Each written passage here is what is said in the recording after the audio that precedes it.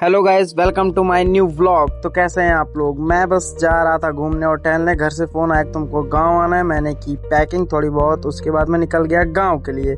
फिर बस मैं जा ही रहा था तो रास्ते में मैंने सोचा माँ का दर्शन कर ही लेता हूँ। काली माता की मूर्ति अभी जस्ट आई हुई है तो मैं इनका दर्शन करके निकल गया चुंगी।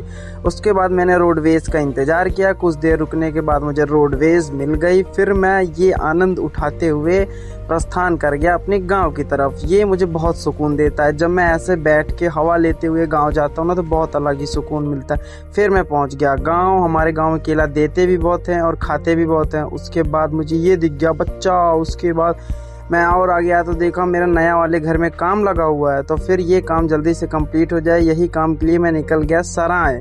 उसके बाद मैंने सोचा कौन सी गाड़ी ले जाऊं, मुझे बदलनी भी थी तो मैं ये ले जा रहा था। उसके बाद मैं निकल गया अपने एक दोस्त के पास, उससे मुझे लेनी थी अपनी वो वाली बाइक। फिर ये मुझे मिल गया मेरा दोस्त। ये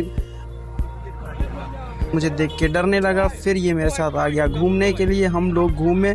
उसके बाद इसको लेनी थी सब्जी तो पैदल ही हमने सब्जी ली और ये इसने थोड़ी बहुत बकवास की।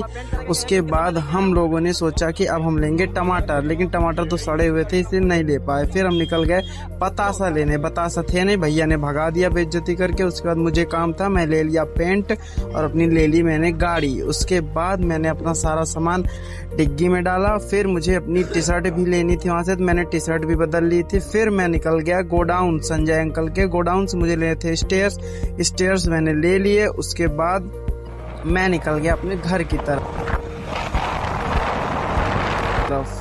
फिर मैंने देखा वाह क्या ही स्पीड है गाड़ी की। फिर मैं घर पहुंचते ही पेंट करना शुरू कर दिया, क्योंकि कभी कभी खुद से भी कुछ काम कर लेना चाहिए। तो मैंने ये जो नया वाला घर था अंदर से प्लास्टर हो चुका था तो उसको मैंने पेंट किया। फिर मैंने बनाई सब्जी और मुझे पता था कि सब्जी किसी को पसंद नहीं आएगी, वो भी थी मटर पनीर की।